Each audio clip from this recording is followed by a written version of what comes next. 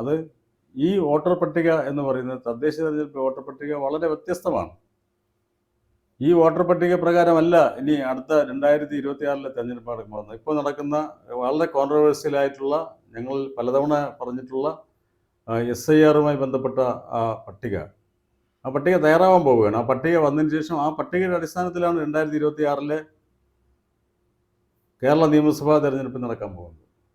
രണ്ടും വളരെയധികം വ്യത്യസ്തമാണ്. അതുകൊണ്ട് തദ്ദേശ തെരഞ്ഞെടുപ്പിലെ കട്ടിൽ കണ്ട് പനിക്കണ്ട എന്നാണ് ഞങ്ങൾക്ക് പറയാനുള്ളത് എല്ലാ രാഷ്ട്രീയ പാർട്ടികളോടും. ത്രിതല പഞ്ചായത്ത് തെരഞ്ഞെടുപ്പിൽ അവർ ഉപയോഗപ്പെടുത്തിയത് ത്രിതല പഞ്ചായത്തിന് വേണ്ടി സ്റ്റേറ്റ് ഇലക്ഷൻ കമ്മീഷൻ പ്രഖ്യാപിച്ച 2025 സെപ്റ്റംബറിലെ വോട്ടർ പട്ടികയാണ്. അതിൽ അവരുടെ കണക്ക് പ്രകാരം 2,66,00,000 വോട്ടർമാരായിരുന്നു ഉണ്ടായിരുന്നത്.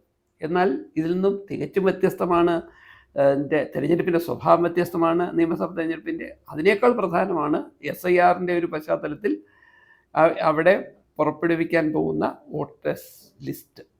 ഇവിടെ നിലവിൽ തന്നെയുള്ള ഏറ്റവും ഗൗരവതരമായ പ്രശ്നം നമ്മൾ പറഞ്ഞു. 2,78,00,000 വരുന്ന വോട്ടർമാരെയാണ് SIRന് വിധേയമാക്കുമ്പോൾ കണ്ടെത്താൻ കഴിയാതെ 6 ലക്ഷം പേർ പുറത്തു നിൽക്കുന്നു.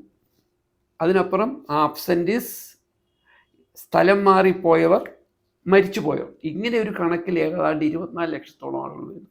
ഇനി എങ്ങനെയൊക്കെ പറഞ്ഞാലും ഇനി എത്രയൊക്കെ തിരുത്തലുകൾ വരുത്തിയാലും കുറഞ്ഞത് 10 ലക്ഷത്തോളം നിലവിൽ വോട്ടർമാരായിരുന്നവർ തന്നെ കുറഞ്ഞു പോകുന്ന രീതിയിലുള്ള ഒരു പുതിയ വോട്ടർ ലിസ്റ്റ് വരുന്നു. അതിന് നിലവിൽ തെരഞ്ഞെടുപ്പിൽ കഴിഞ്ഞ ത്രിതല പഞ്ചായത്ത് തെരഞ്ഞെടുപ്പിലെ വോട്ടർ പട്ടികകളുമായി യാതൊരു ബന്ധവുമില്ല.